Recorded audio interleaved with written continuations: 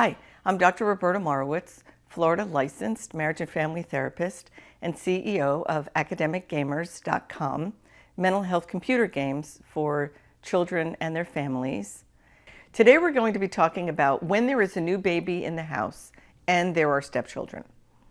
Mostly I will tell you, this is a fun time for families, but it might seem a little awkward in knowing where to go with this. So let's have a little conversation about how you do that.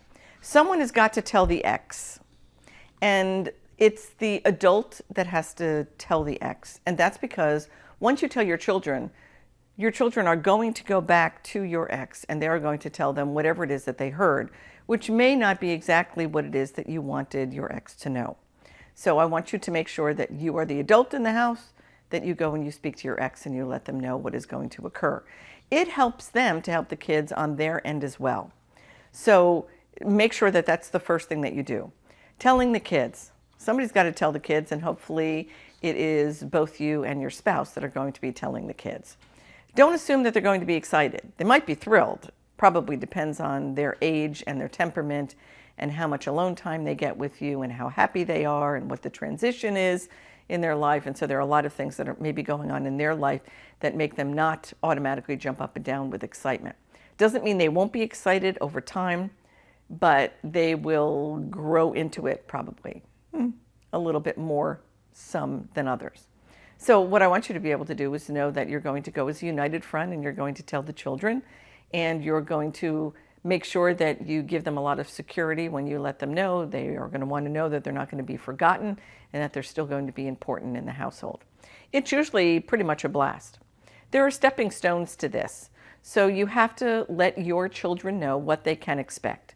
Give them enough time for them to get used to it. So you don't want to wait until the very last minute when it becomes clear that somebody in the house is pregnant.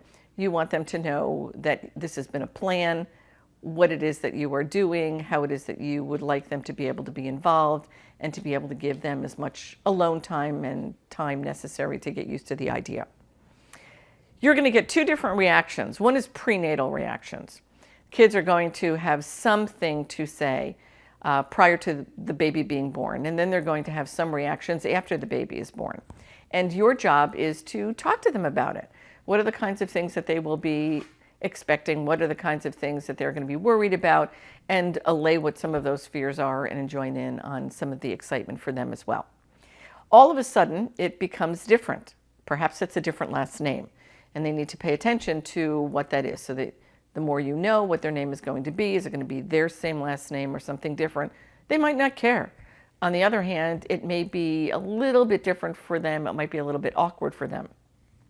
All of a sudden, you would become a household of potentially yours, mine, and ours, or at least ours and yours.